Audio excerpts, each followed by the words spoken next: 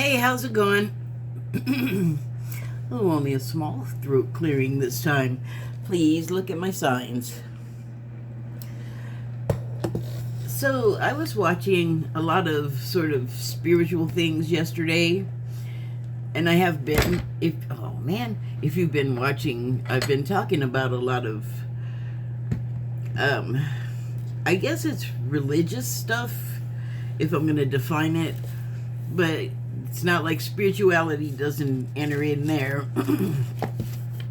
The Black Jesus stuff, which I finally shared a post, and it was from the Bible 24 channel, and the title of the video was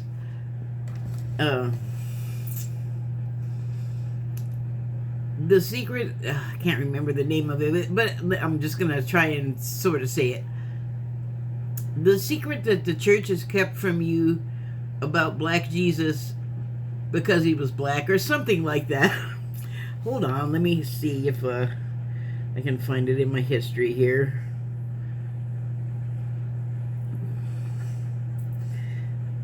I don't like doing this while I'm already rolling because I have so many things to go through to try to find the thing I'm looking for. Oh man, it's like... Oh, here's an idea. How about I go to the channel? Duh. That'll be faster. No. That is not how you spell Bible. See, because I'm kind of feeling rushed. Or, oh, sorry, Bible Stories 24. 24H. The H is, that's just somebody that searched it like that. Oh no, I'm wrong. It's... Here, look. This here channel, oopsie. Yeah, that. So, let me see if I can find the one I'm trying to talk about.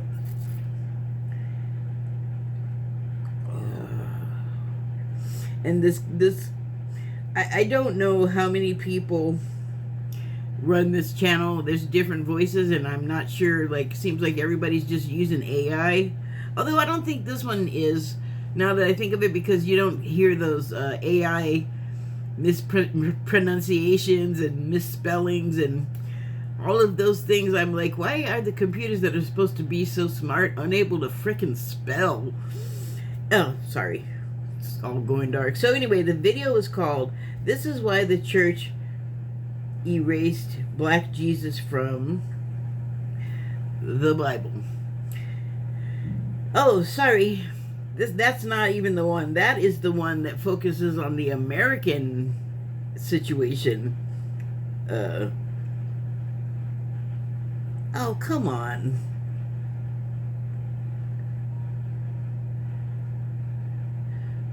Well, I don't know.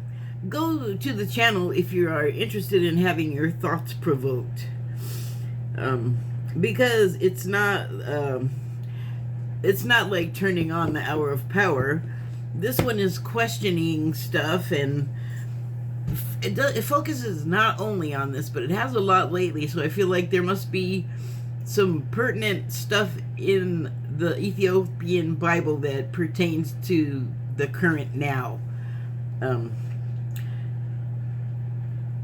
Anyway, so I don't even know why I started talking about that. Oh, just that I was watching a bunch of stuff yesterday. And one was a reading, and it was 13 Moon's reading called The Watchman. And so, something about that title, I mean, I may well have watched it anyway just because I like her channel, but I don't watch everything, everyone I like posts, by the way. So, anyway, The Watchman. Immediately I thought of the Watchers, like the biblical Watchers, who kind of like stepped away from their job description and became obsessed with earth women and carnal acts, which, you know, they're supposed to be objective observers, and So that's the first thing that came to mind. But she said that the ones in her vision were like shadow people looking, and they didn't have faces, and they had hats on. So the shadow people with hats, people are fearful of. Sterling psychic medium says that they are actually harbingers of good instead of, you know, a bad time or evil or something like that. So I had that in mind. And then she, hold on, she went on to say that they were watching us to see how we behaved, basically, and that they would rule. And so I was like, oh, okay, I definitely picked the right video here, because the other ones that I've talked about with the red and the yellow and the exclamation points and you gotta do it now, watch this video before it's taken down, those are not always like some kind of BS, except for that, like, don't raise all that havoc to tell somebody something. I don't know. That's just my opinion, but I think you can express imminence less frantically. It's like, stop scaring people. So what they have been referring to is yesterday, the 27th, was energetically supposed to be a big deal. And there's shifts and changes that are happening, like post full / eclipse moon stuff, which we've just been like bam bam bam. It's just been kind of relentless. It makes me think of, like, you know, oh god, I don't even know what you call them, a mill, I guess. They use like a paddle wheel, so it's got to be on or near water, and then the water turns the paddle wheel, and then that powers the plant, or, you know, it powers the plant. So I just feel like all of the lunar and solar and space stuff happening has been like sitting in the stream right in front of that paddle wheel, and it's just going whap whap whap, like just smacking you in the head every time it goes around. And I don't know if you've seen one of those, like, look up a paddle wheel if you don't know what I'm talking about. Just like continuous. And we're supposed to make sense while this is happening. But so yeah, the urgency in the videos is that it's time to shit or get off the pot. Basically, are you gonna stay in the lower dimensions, or are you gonna ascend to 5D and more? So I'm watching it and I'm going, oh, am I doing all the right things? Like, it scares you a little bit. But I mean, if you're watching those videos, you probably are not doing bad things. You probably are disinclined to do the bad things, which I'm not going to specify. Let's just say there's a lot of famous people in the news getting in trouble with the law and having to make settlements so they don't have to disclose their part or attendance in certain activities. And can I just interrupt myself to say, I think that's a bunch of bullshit, that people that are caught up in something get to buy their way off and out by, like, taking a settlement, or, like, that's baloney. Why do you need a settlement? Like, oh, you're afraid that your association will affect your work? Maybe you shouldn't have gone there if that's a worry. I just think if it has to do with the criminality, they shouldn't be able to escape. That's bullshit. Like, you were there. If you didn't do a crime, then you saw something, or else you wouldn't be trying to run away from it. And what are you so worried about your job for? Are you, like, you're not good enough to survive that? Like, whatever you do, inauthentic, yuck, get out of here. That's how I feel about that. So, anyway, the watchmen that she was talking about are going to rule on our behavior. And so I feel like if you are basically not a narcissist that's doing things emotionally to people, that could also be a financial aspect, it could be an emotional abuse aspect, it could be all of these negative things narcissists do. Have you met one? Look at politicians. They are almost all narcissists, because that's kind of the mind you have to ascend into that particular line of work, in my opinion. And, you know, do you know that there are functional psychopaths amongst us? Like, they don't go into the serial killing and, like, Bernie Madoffing or Trumping of criminal finance and crap, and I guess real estate, whatever. Yeah, and they're just like, yeah, I'm a psycho, but I don't do that. And most of them probably don't even know this. And the reason why I know it, not because I'm a psycho, I don't know. I could be. I have not been examined. But the person that wrote the piece that I read about this was some sort of psychiatrist, psychologist. I don't know the difference. So they were one of those shrink people. And they did a test to see if they were a psychopath themselves. I forget why. And it turned out they were. But they just, like I said, they were not like, I'm not going to sneak into people's houses and rape, pillage, and slit throats. And I'm like, good. We need less of those. So, I guess the point of that whole rant there was that there's no, I mean, the difference between us and the way that we perceive ourselves and each other and our pathologies are just, I mean, you couldn't slide your body between them unless you were, you know, made of paper. It's like, and that my mind is telling me that is also how dimensions are, that they're not like out in space somewhere. It's right next to you. It's like overlaid practically. We just are not sensing it for whatever reason. Busted, broken down. This like doesn't work. Okay, so I took some notes. And here's the thing. I had this other thing on my mind before I even started this, and it was working at cross purposes. That phrase just kept coming to mind. And when I finally was like, all right, I guess I'll pay attention to this now because it keeps intruding.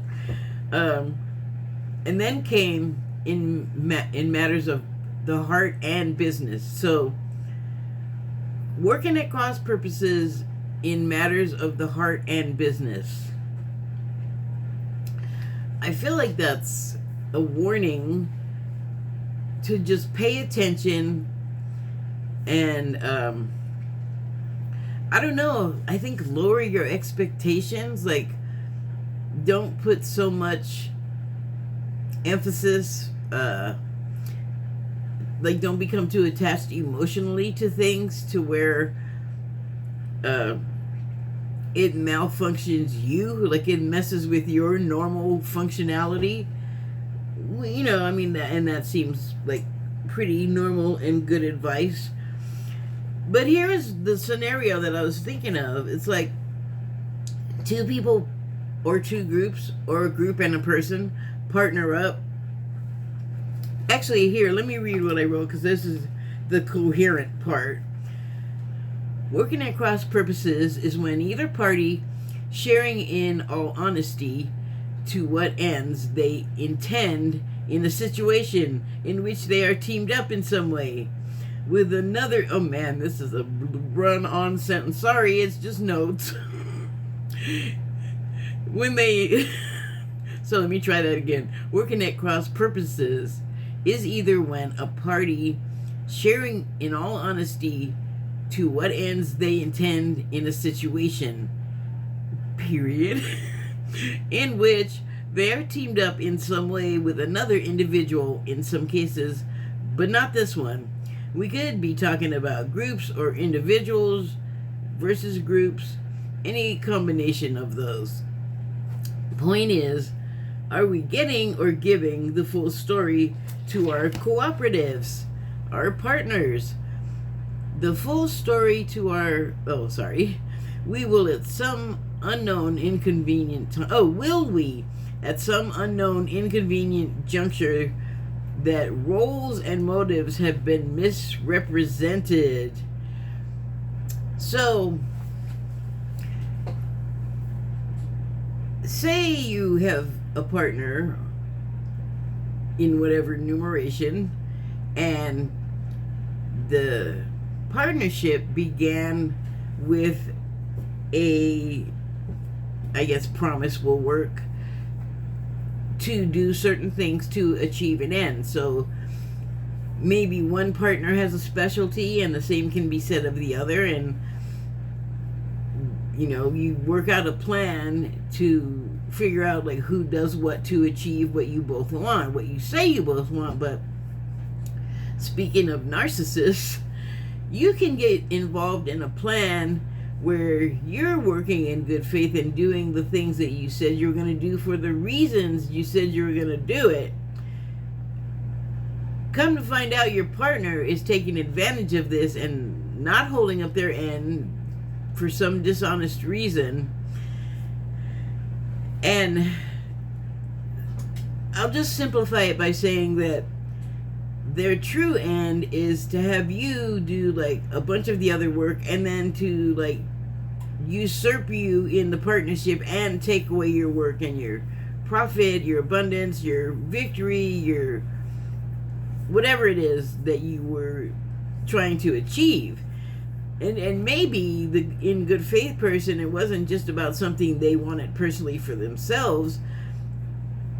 In my scenario, the person working in good faith wants to do something that's not just for themselves, but something that will be beneficial for like everyone involved and themselves. So like this, the breathing with the oxygen mask again. They breathe first and make the plan, and then after that they make sure that everyone benefits from the plan, and then they breathe from the mask themselves again. The other person not working in good faith is just blowing hot air up you and telling you all kinds of things that, well, just wait, at some undetermined time, like this is going to happen. Oh wait, it's not happening because of this thing, this excuse, and then they just pile up. And you end up, I don't want to make it personal, but the person in good faith ends up doing like all the work and investing all this energy, and it's like to the wrong thing, and they don't know, which is kind of worse, because I would imagine that creates a whole other energy for the bad faith partner to again take advantage of. And then when you find out, it's like either they take the money and run, or you end up in trouble, and you're like, you haven't done anything wrong, so presumably you can disentangle yourself from a mess that someone left you in and then took off. So I mean, they took your idea, they took your money, they took your profit, they took your fan base, they took your customers, whatever it is. But so that was my initial thought with that. And then I was like, well, things happen for a reason. Like maybe the good faith person just need to get burned one more time before they stop making investments in good faith without, like, I don't know, top secret background check everything. Like, you just have to protect your interests better, especially if your interests are not just your own. It's, if you're in a position where you want to be this altruistic force and helpful, and the intent behind it is loving and generous, then you don't want to be robbed of what your good idea is by this other entity that's like a lesser, just something like a lower order of being, like sneaking around, lying to people's faces and smiling at them. And it's it's terrible, but it makes me think of one of those, like, I don't know, woman channel shows about the woman that's just been so good and maybe like lost the husband and the kid died, and they just keep working at the church, and they're just always happy and positive and help everybody when they don't really have the wherewithal to do so.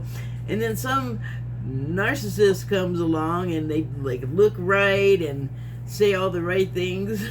Monorail. The next thing you know, you have like a monolith of junk that everybody invested money and energy and resources into, and monorail guy monorail down the line. So what you would get out of that, like I said, is like, okay, don't do that again, don't be suckered by that again, look out for, like, just have your red flag goggles on constantly, which is exhausting. But exhaustion eventually passes, and then you can sort of reset. But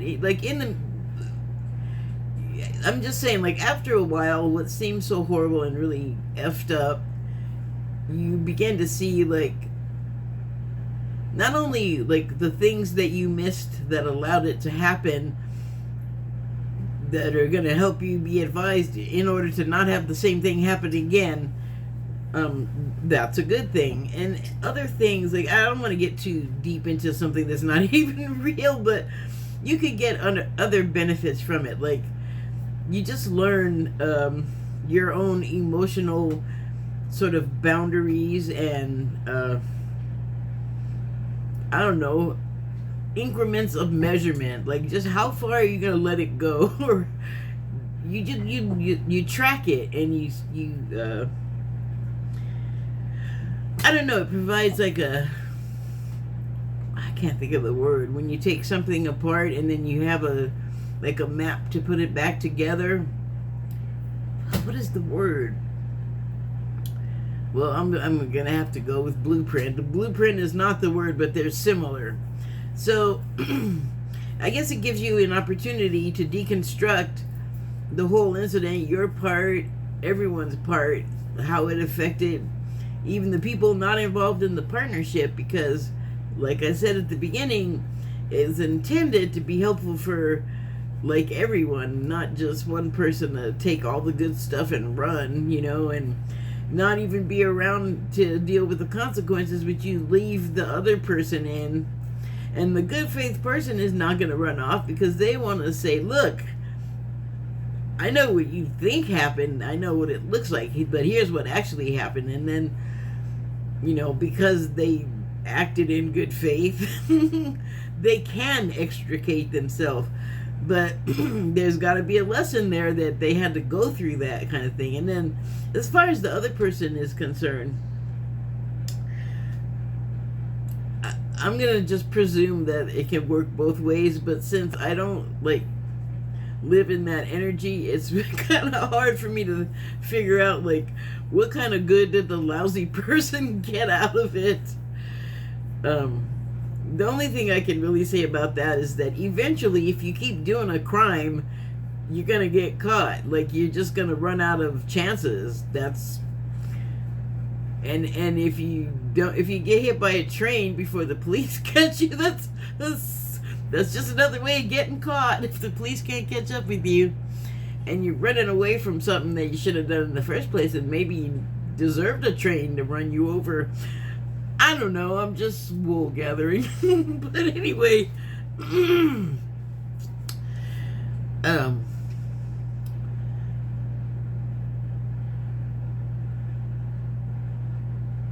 so, okay, I just wrote some little things down. Oh, here was the other thing.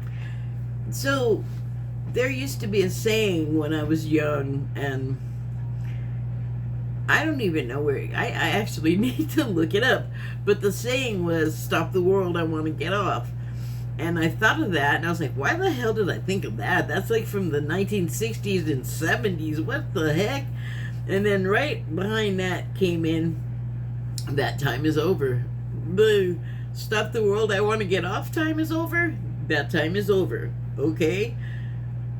So this connects to the hyperbolic messaging about the shift and how are you going to behave in it, and the watchers observing to make a ruling on that, because what they're ruling on is who does ascend and who, well, whoever is not going to ascend is just going to be there anyway.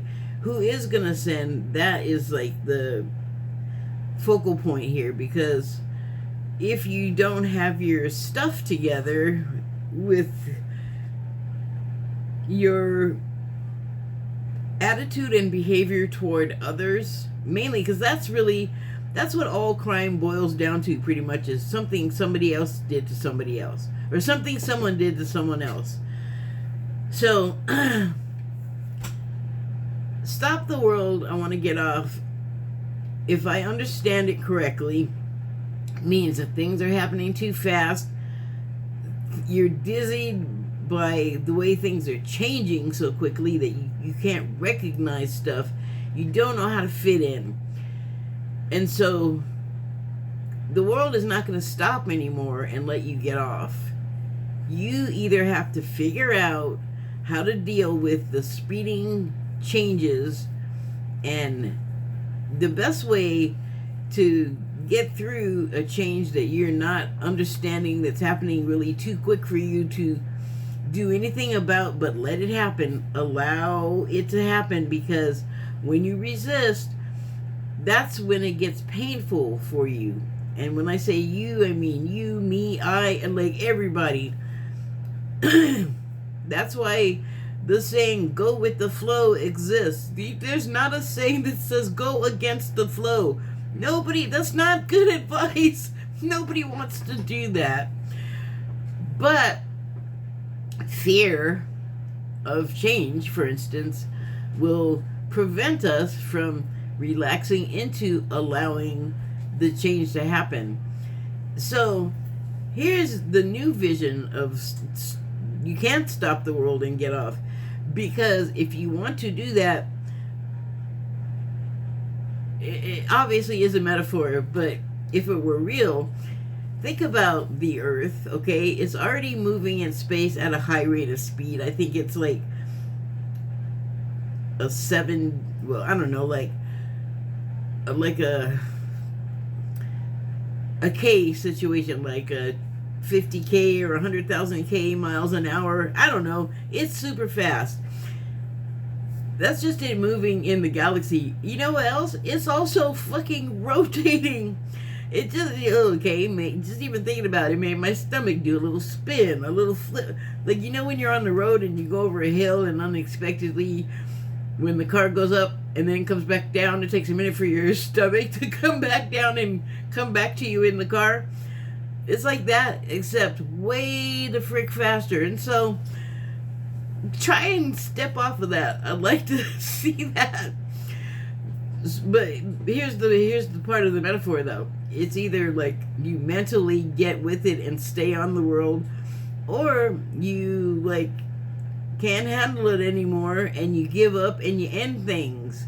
Which, if you try to step off of something moving that fast, if you're on like the highway, you're gonna end up all up in the asphalt. Like, you can't just step off like, I ain't gonna do it. Like, nope, it's gonna happen. And so this is why I laugh at the hyperbolic videos, is because no one is like going anywhere unless they perish. And I don't know if you've noticed all the big weather events. A lot of those people, I've said it before, I learned this is not something that I'm just making up. When in those situations where those things happen, that is part of those people's life plan, life blueprint, birth plan, you know. To be clear, before you're born, you work out the whole course of your life with everyone that you're going to encounter along the way. And then when you're born, you forget all about it. And then you have to find your way back to any of that memory. Like, we're not, I guess, great at just like recovering the whole thing in full, but that is going to get better. And that, I think, is a product of the velocity of the world. Like, that's what all of the spinning and the changing and the moving through the space and why does that always make my stomach queasy? My spaceship needs better hydraulics if it makes me kind of sick to drive in space. I get space sickness? That can't be right. I like space too much. Gotta drink.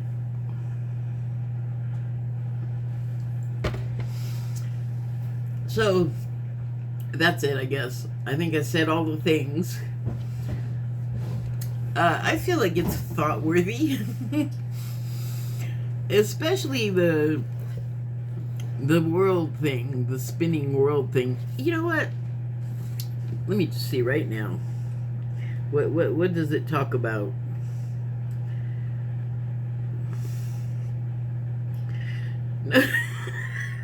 The last thing I looked at was Eminem.news.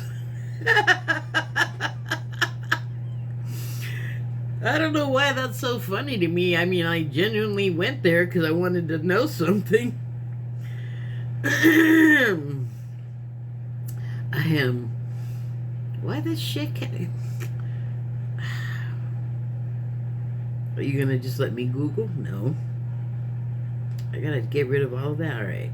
Sorry, I'm not... Have I mentioned I'm not technically inclined? It's taken me a few minutes. You know what I don't like about my iPhone? It happens on my Android, but the iPhone is so dang touchy. I'm always like accidentally turning on an ad I don't want. So there was a bunch of ad tabs I had to close. Stop. I'm in the searching now. Can I microphone it? The world I want to get off. Okay. 1966 film. Man's allegorical rise. A man's allegorical. Where'd it go? I was reading that. Let's try this again. A man's allegorical rise to success. Where does it's gone? I tried to just get the info, and then it turned into a bunch of stuff that the thing I was reading is just gone. Oh, here it is. A man's allegorical rise to success is countered by his unstable. I think the word is unstable. Private life. Why can't AI spell? I ask you again. Okay, and then there's also. And where'd it go? Oh, I have to go back. Alright. Oh, you're being... There we go. There's also an Arctic Monkey song. Oh, I can't play it or I'll have to pay for it. Stop the World, I Want to Get Off is an Arctic Monkey song. When I am done here, I'm going to listen to it. I'm not, like... charging money for this, so I'm not, I don't know. You know, something that I'm seeing here that's interesting is there used to be an actor, I guess he was a singer-dancer too, named Anthony Newley. He was a Brit. And when I was a kid, I'm just remembering this now, and I have no idea why this was. I loved Anthony Newley. So I guess I have to refresh my memory on him too. Okay, I've babbled enough. Thank you and good night.